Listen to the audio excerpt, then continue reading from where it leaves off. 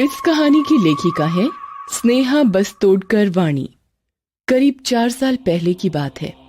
मैं, मेरे पति अनिल और हमारा 4 साल का बेटा शांतनु एक गांव में शादी के लिए गए थे। अनिल के दोस्त की शादी हो रही थी। जनवरी का महीना होने के कारण मौसम बहुत ठंडा था, इसमें रात का समय। लेकिन शादी में मौजूद लोगों को ठंड की ज्यादा परवाह नहीं थी। हॉल के बाहर एक बड़ा डीजे था और सभी नाच रहे थे। हालांकि ठंड के कारण हमारी हालत और भी खराब थी, क्योंकि हमें इसकी आदत नहीं थी। वह हॉल गांव से बहुत दूर था, खुली जगह और आसपास बस्तियां भी कम थी। रात के अंधेरे में वह जगह बहुत ही डरावनी लग रही थी। हम हॉल के अंदर मेहमानों के लिए रखे एक मोटी रजाई और कंबल में बैठे थे। वहां हमारी तरह अनिल के कुछ और दोस्त भी थे। एक दोस्त विनोद और उनकी पत्नी हमारे साथ थे। कहने की जरूरत नहीं है, लेकिन पुराने दोस्तों की बकबक से माहौल और भी रंगीन हो जाता है। हम सब बातों में उलझे हुए थे और हमारा लड़का शांतनु हमसे कुछ ही दूरी पर खेल रहा था। विनोद उसी गांव की एक पुरानी भयानक घटना सुनाने लगा। ये किस्सा लगभग 60 साल पुराना होगा। मेरी माँ का मायके इस जगह से थोड़ी दूर पर था। कहा जाता है कि एक डायन बच्चों पर जादू करके उनकी आत्मा को वश में कर लेती थी। वहां सभी उसे मंदिरा डायन कहते थे, लेकिन वास्तव में किसी ने उसे कभी देखा नहीं था। यह ऐसा था जैसे वो सिर्फ बच्चों को ही दिखती थी और कुछ ऐसा कर रही थी जिससे भी बीमार हो जाएंगे और अंततः मर जाएंगे। एक बार मेरी माँ और उसका छोटा भाई घर के बाहर आंगन में खेल रहे थे। तब वो बहुत छोटे थे, लगभग 3-4 साल के। तभी एक गरीब बुढ़िया उनके दरवाजे पर भीख मांगने आई, तो मेरी दादी उसे कुछ देने के लिए अंदर चली गई। इसी बीच बुढ़िया ने मेरे मामा को पास बुलाया और उसके कान में कुछ कहा। तभी मेरी दादी बासी रोटी ले आई और वो बुढ़िया बासी रोटी लेकर चली गई। शाम होने से ठीक पहले मामा जी सोने चले गए। तेज बुखार के साथ उन्हें छींक आने लगी। कई दिन बीत गए, पर मामा का बुखार कम होने का कोई नाम नहीं था। दिन ब दिन बीत रहे थे और मामा की हालत बिगड़ती ही जा रही थी। कितने डॉक्टर, कितने वैद्य किए, लेकिन उनकी तबीयत में कोई सुधार नहीं हुआ।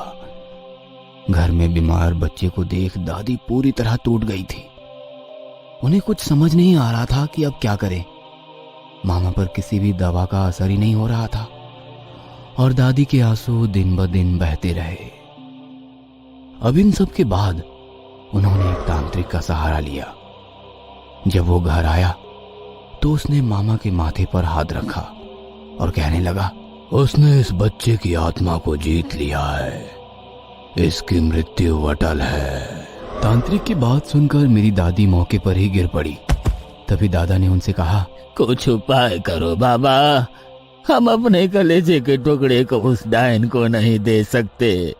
हमारे बच्चे को उस डायन के चंगुल से बचाओ बाबा। तांत्रिक ने कहा, ये कोई आम डायन नहीं, बल्कि मंदिरा डायन है।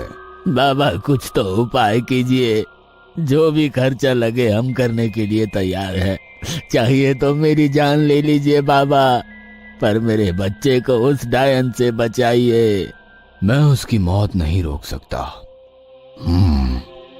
लेकिन हम उसे वापस लाने का एक आखिरी प्रयास कर सकते हैं। ऐसा कहते हैं कि मौत की रात वो छोटे बच्चों का शव कब्र से बाहर निकालती है और उसमें प्राण डालकर उसे जिंदा करती है और फिर उसके प्राण वो अपने साथ ले जाती है।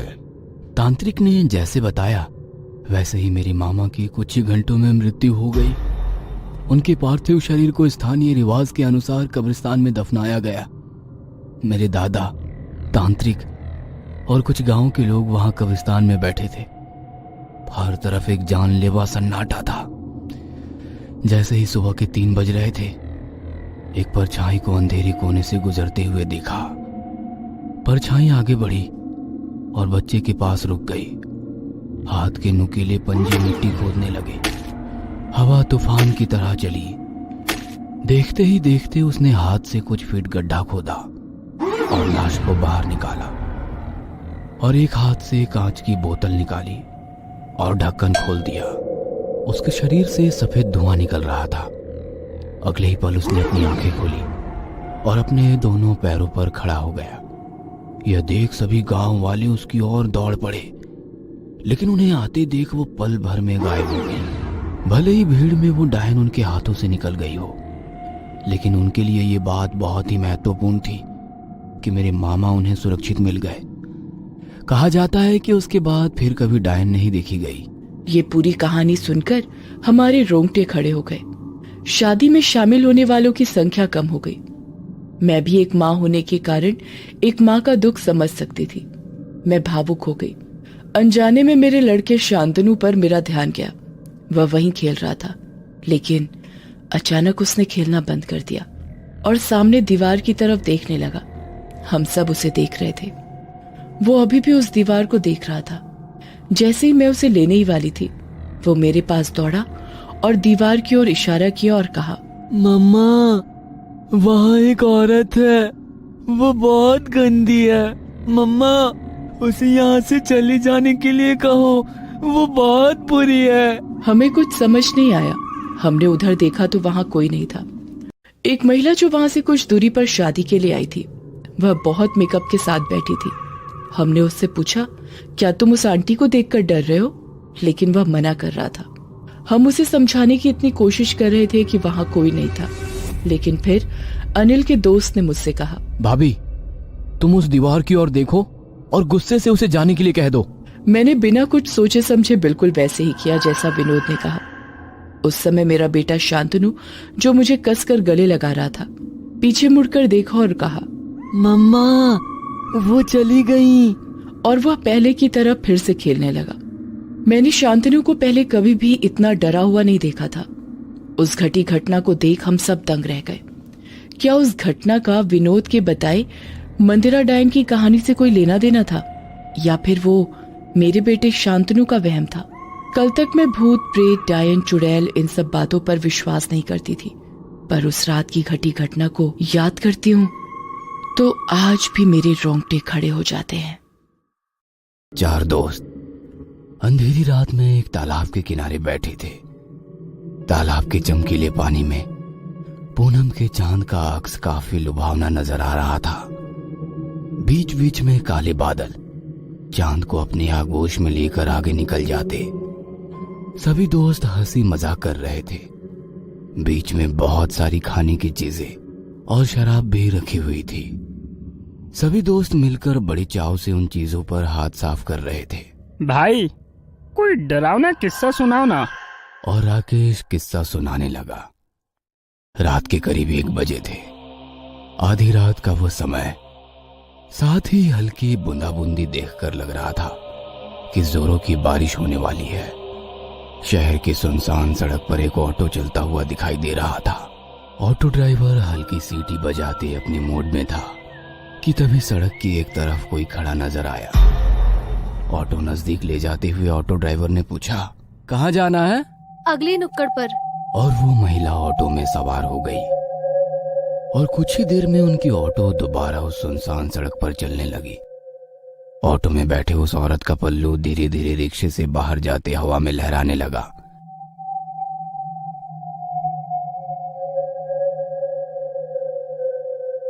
मैडम जी, आप कहीं जॉब करती हैं क्या? नहीं तो क्यों? मतलब आप इतनी रात को इस सड़क पर खड़ी थी, इसलिए पूछा। वैसे आपको जाना कहाँ है? आगे नुक्कड़ पर जो पीला बंगला है ना, मैं वहीं रहती हूँ।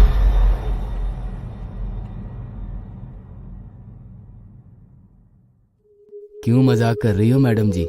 बताइए ना, आपको कहाँ जाना है? मैं मजाक नहीं कर रही हूँ, मैं उसी बंगले में रहती हूँ, अकेली। पर उस बंगले के बारे में मैंने तो कुछ अजीब सी बातें ही सुन रखी है। अजीब सी बातें? जैसे कि? मतलब उस बंगले में कोई बुरी आत्मा रहती है जो लोगों को जान से मारती है। अल्लो, मेरा बंगला भी आ गया। ऑटो उस बंगले के गेट के बाहर आकर रुक जाती है। ऑटो वाला धीरे से अपना सर ऑटो से बाहर निकालकर बंगले की ओर देखता है। बंगला काफी अजीब डरावना लग रहा था, जैसे कोई वीरान खंडहर हो ऑटो से नीचे उतरकर वो महिला अपनी पर्स टटोलने लगी। भैया 2 मिनट रुको, मैं पैसे लेकर आती हूँ। इतना कहकर वो औरत गेट खोलकर बंगले के भीतर चली गई।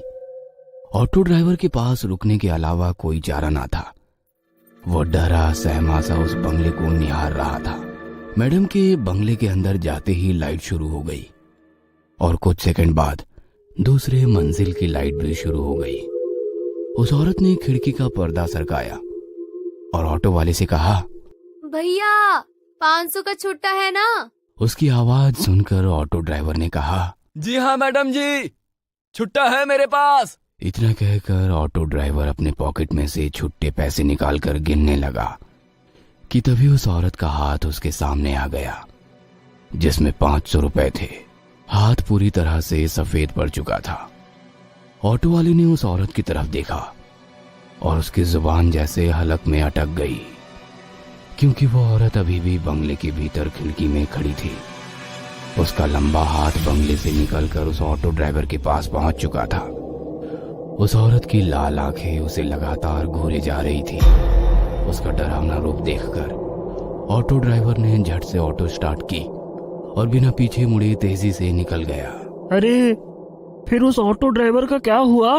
क्या होना था? ऐसा खौफनाक दृश्य देखकर अगले 8 दिन तक बुखार से घर के बिस्तर पर पड़ा रहा। ये घटना बचपन से सुनता आया हूँ, कोई नया किस्सा सुनाओ यार। यार फिर भी ये काफी डरावनी घटना थी। विजू ने कहा, और कोई डरावना किस्सा बताओ ना। इस अंधेरी रात में डरावने किस्से सुनने में बड़ा मजा आता है। ठीक है तो सुनो।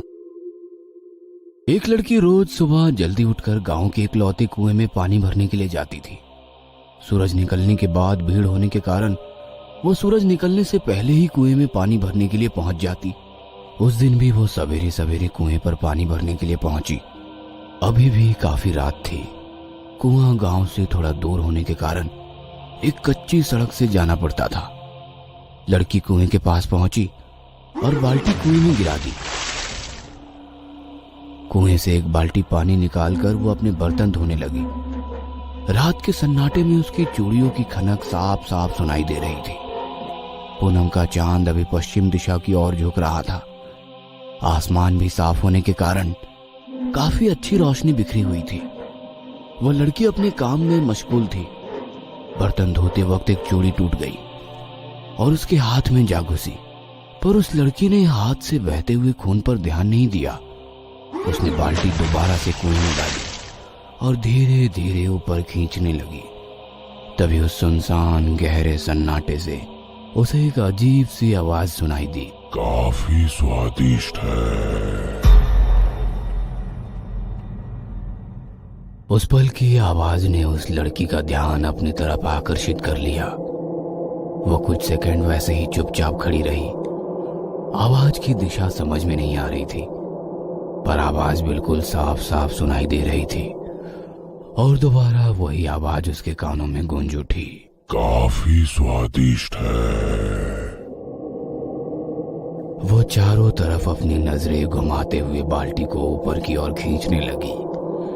बाल्टी ऊपर आ गई। उसने बाल्टी उठाई, पर बाल्टी के अंदर का पानी काफी गंदा नजर आ रहा था। उसने धीरे से बाल्टी के पानी में हाथ डाला।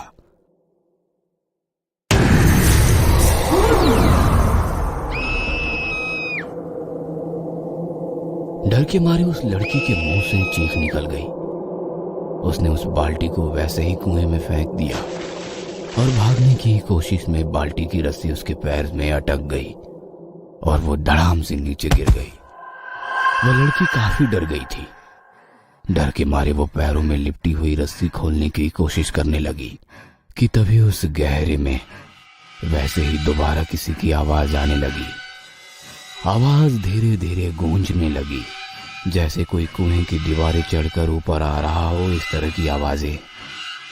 जमीन पर गिरी लड़की कुएं की ओर देखकर उस रस्सी को पैर से छुड़ाने की कोशिश कर रही थी, पर लग रहा था कि वो रस्सी धीरे धीरे पैरों को कस के जकड़ रही हो। वह लड़की काफी डर गई थी। उसके दिल की धड़कनें उसको खुद भी सुनाई दे रही थी। बदन पसीना पसीना हो गया था। आंखों में मौत का खौफ साफ साफ दिखाई देने लगा। जैसे तैसे वो रेंगते हुए वहां से दूर जाने की कोशिश करने लगे और अगले ही पल सब कुछ शांत हो गया। न किसी की आवाज, न कोई आहट, बिल्कुल खौफनाक सन्नाटा चारों ओर फैला हुआ था। उसने अपनी खौफ भरी नजरों से कुएं की ओर देखा। वहां पर उस जगह कोई भी नहीं था। वह अकेली वहां पर थी। वो लड़की दोबारा अपने पैरों में अटकी रस्सी छुड़ाने की कोशिश करने लगी और फिर एक अजीब सी आवाज उसके कानों पर पड़ी। धीरे से अपनी नजरें उठाकर उसने कुएं की ओर देखा और सन्न रह गई। कुएं के अंदर की दीवार से एक खौफनाक चेहरा उसे झांक रहा था। उसकी आंखें फटी की फटी रह गई। वह कुछ समझ पाती इससे पहले ही किसी ने उसके पैर में बंधी हुई रस्सी को कुएं के अंदर खींच लिया और वो लड़की कुएं के उस गहरे पानी के अंदर समा गई। यार, ये तो काफी डरावनी घटना थी। फिर उस लड़की का क्या हुआ? और क्या होता, 3 दिन बाद उसकी लाश कुएं के पानी के ऊपर तैरती नजर आई। यार चलो एक और किस्सा सुनाओ, मजा आ रहा है। अरे पागल, बहुत रात हो गई है, अभी यहाँ से जाना होगा, वरना हमारा किस्सा लोग सुनाएंगे। वैसे भी ये काफी डरावनी जगह है और इस जगह के बारे में भी बहुत सारे किस्से मशहूर है। हाँ पता है, इस तालाब के भीतर एक आत्मा है। जो लोग पानी में तैरने के लिए आते हैं उन्हें पानी के अंदर खींच लेती है। अबे बकवास बंद करो, ये सब मनगढ़ंत कहानियां हैं। मैं कई बार यहाँ तैरने के लिए आया हूँ, मुझे तो कभी ऐसा महसूस नहीं हुआ। ऐसा कहकर वो उठकर खड़ा हो गया और पानी से भरे तालाब की ओर देखकर चिल्लाने लगा। ए पानी वाले भूत, चल निकल बाहर, मैं तुझसे नहीं डरता। देखा, कोई भूत भूत नहीं है, खाली वहम है यार। इतना कहकर वो पीछे मुड़ा और वहीं बेहोश हो गया। अगले दिन अस्पताल के बेड पर वो बेहोशी की हालत में पड़ा था। उसके पास माँ और पिताजी गुमसुम से बैठे थे कि तभी उसे होश आ गया। पास खड़े डॉक्टर ने पूछा, अब कैसी है तबीयत? ठीक हूँ डॉक्टर साहब। वैसे हुआ क्या था? चारों की काफी गहरी दोस्ती थी। महीने में एक बार वे खाना पकाकर मस्ती करने उस तालाब के पास जाते थे। 2 महीने पहले भी वह तालाब के पास पहुंचे। हमारा राकेश उस दिन थोड़ी देर से पहुंचा, पर वहां पहुंचने के बाद देखा तो तालाब के पास उसके दोस्तों का सारा खाने का सामान बिखरा पड़ा था। उसने सबको फोन किया पर किसी का भी फोन नहीं लग रहा था। वो परेशान होकर घर वापस आया। और उसके दोस्त? सभी की लाशें 2 दिन बाद पानी में तैरती मिली। पुलिस कहती है एक दूसरे को बचाते वक्त सभी डूब गए, पर कहते हैं कि तालाब के अंदर के पिशाच ने सबको निगल लिया। मेरा बेटा महीने में एक बार खाना बनाकर तालाब के किनारे अपने दोस्तों को मिलने जाता है। उसका मानना है कि वे सब आज भी जिंदा हैं। पता नहीं ये सब कब खत्म होगा। और नम आंखों से उसने अपने बेटे की तरफ देखा।